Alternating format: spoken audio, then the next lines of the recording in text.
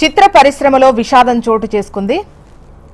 ప్రముఖ డైరెక్టర్ భారతీరాజా కన్నుమూశారు. కొంతకాలంగా అనారోగ్యంతో బాధపడుతున్న ఆయన ఇవాళ తెల్లవారుజామున మృతి చెందారు.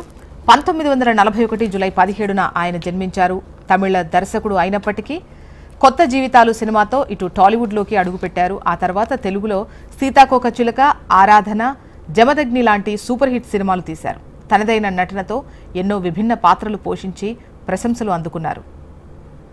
భారతీరాజా దర్శకత్వంలో వచ్చిన సీతాకోకచిలుక సినిమాకు నంది అవార్డు వచ్చింది. 2004లో చిత్ర పరిశ్రమలో భారతీరాజా చేసిన సేవలకు పద్మశ్రీ అవార్డు దక్కింది. ఇక సినిమాలకు దర్శకత్వం వహించడమే కాకుండా నటుడిగా తమిళ చిత్రసీమలో అనేక సినిమాల్లో నటించారు. చివరగా ధనుష్ హీరోగా నటించిన పాతి అనే చిత్రంలో నటించారు.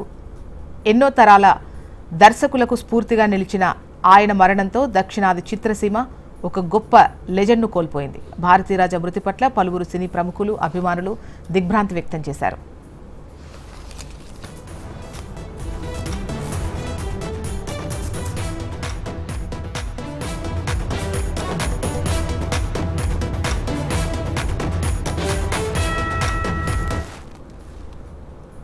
చిత్ర పరిశ్రమలో విషాదం చోటు చేసుకుంది. ప్రముఖ డైరెక్టర్ భారతీరాజా కన్నుమూశారు. కొంతకాలంగా అనారోగ్యంతో బాధపడుతున్న ఆయన ఇవాళ తెల్లవారుజామున మృతి చెందారు.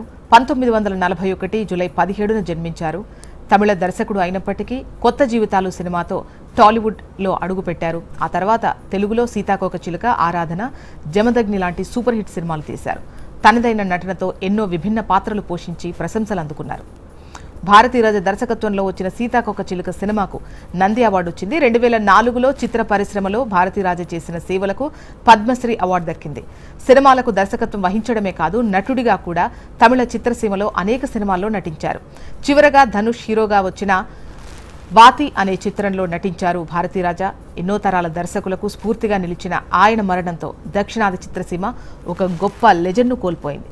భారతీరాజా మృతి పట్ల పలువురు సినీ ప్రముఖులు, అభిమానులు దిగ్భ్రాంతి వ్యక్తం చేశారు.